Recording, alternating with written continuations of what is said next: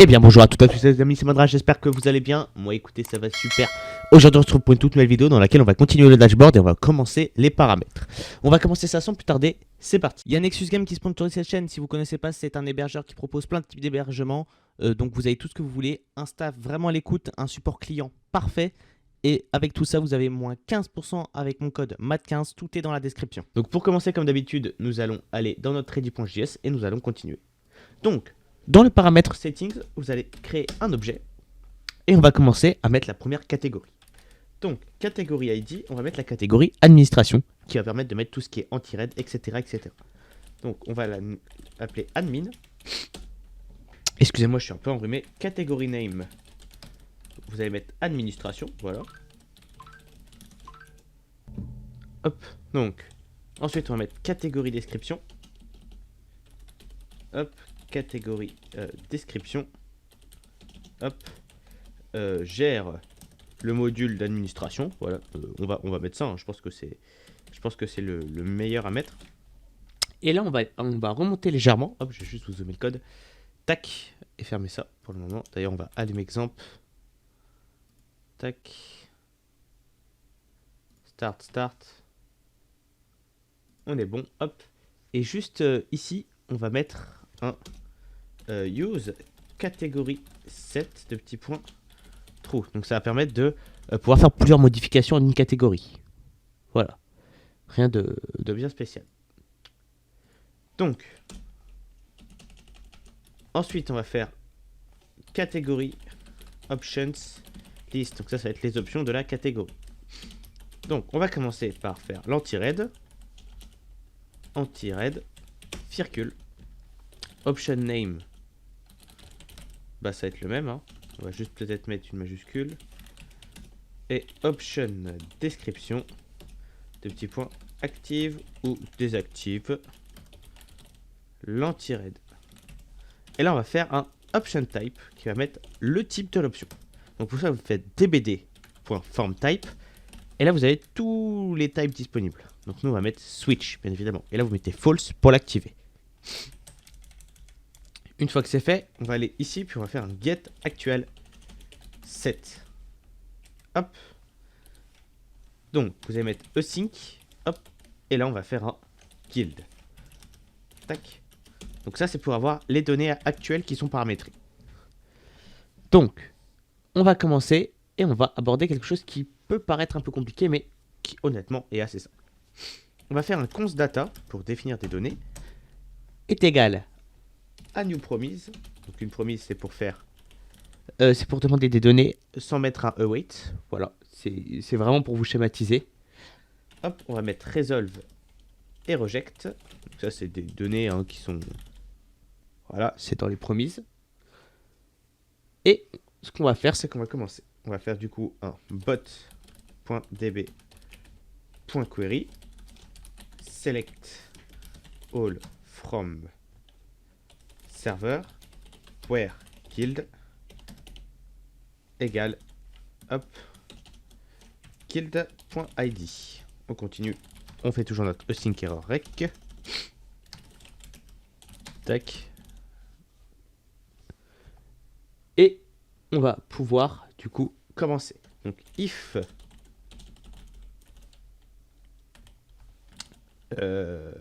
c'est quoi ici? On va plutôt définir par anti-raid. Ça sera peut-être plus simple pour vous. If rec 0.anti-raid est strictement égal à true.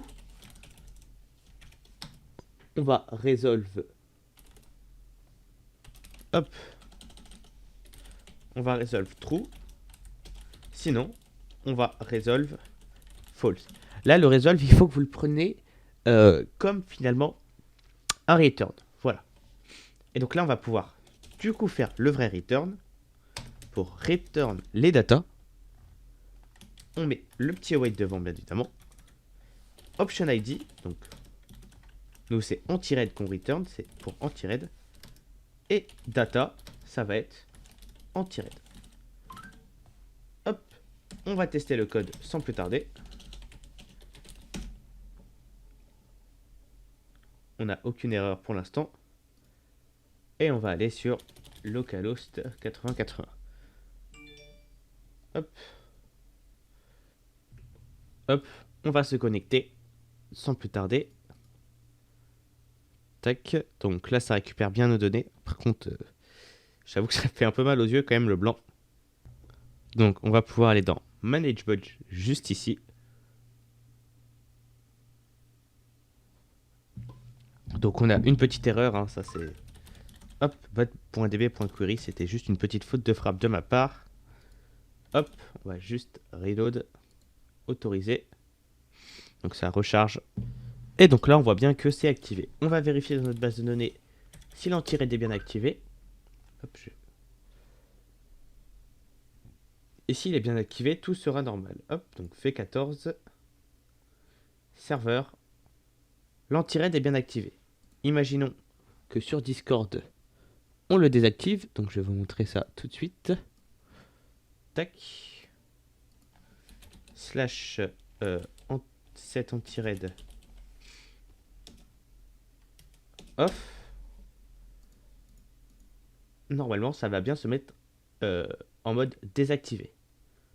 Hop, on va attendre que ça se charge bien. Normalement, il ne devrait pas y avoir de problème. Ok les amis, on va apporter 2-3 petites modifications. Donc ici, on va mettre un await. Voilà, juste devant le anti-raid. Et ici, on va quand même améliorer ça parce que j'avoue que c'est pas très beau. On va plutôt faire ça. Si oui, on résolve true. Sinon, on résolve false. Voilà. C'est quand même un peu plus propre. Ensuite, on va faire set new. Hop. Donc, 2 petits points. Async. Donc, on va mettre guild, data. Hop. Ouais, j'avais oublié la fonction fléchée. Et donc là, on va faire donc un for let i égale 0. I est plus petit que data.length. I++, tac. If data i.optionID est strictement égal. Vous savez quoi? On va même faire mieux. On va même faire un truc un peu mieux. db.query update donc serveur set data.i.optionID égale data i.data where guild égale guild.id. Hop, on va tester tout ça. Tac tac tac, on reload. Hop, et donc là on voit bien ici il est, hop, faut juste actualiser, voilà, il est false. Hop, si j'active et que je submit, ok, on a une, ah oui, ici j'ai juste oublié le bot devant, c'est bot.db évidemment. Hop, c'est bon. Donc là, on voit bien qu'il est toujours false. Si j'active et que je submit, donc on n'a aucune erreur, c'est parfait. Ici, si j'actualise, il est bien passé en true. Et normalement, sur le dashboard, ça se sera bien modifié du bon côté. On va attendre un peu que ça charge, c'est un peu loin chargé. Mais voilà. Success, all changed, saved. Voilà, tout simplement. Donc, on va pouvoir faire ça du coup pour tout le reste. Voilà. Donc, on va faire la même pour l'anti-spam. Tac, on a juste à copier et à coller. Tac, donc ici à la place on va mettre anti-spam. Donc ici aussi anti-spam. Ici on va faire la même chose. On va copier ça et on va mettre anti-spam. Hop. Tac. On fait virgule, on met le deuxième option ID qui est anti-spam et on fait data de petits points await anti-spam.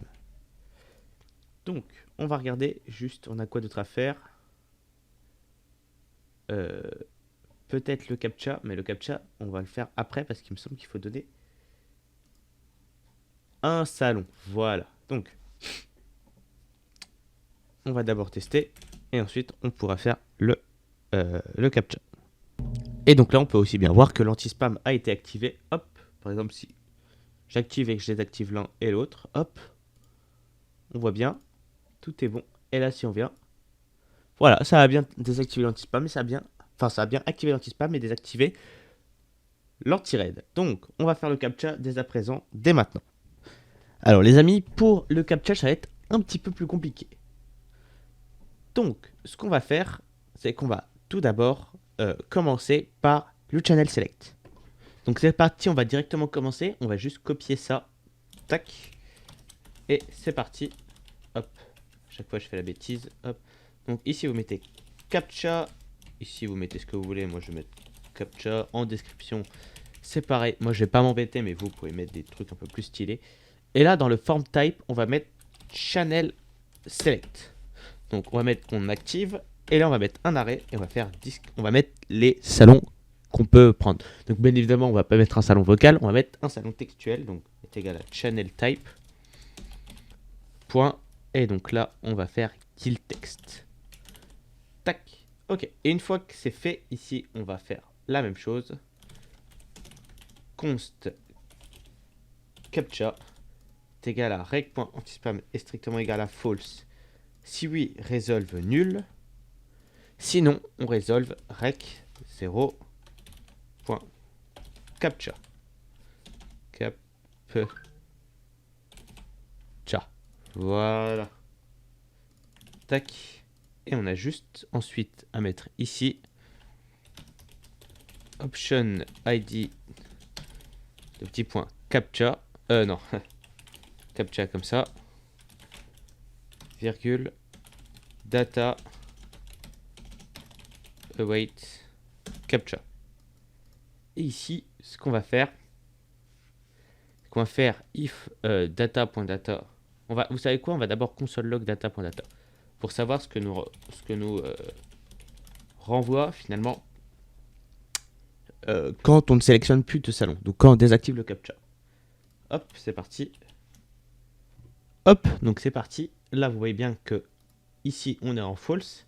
Que là, si je clique, on a tous les salons. Donc, nous, avec captcha, on va submit. On va attendre.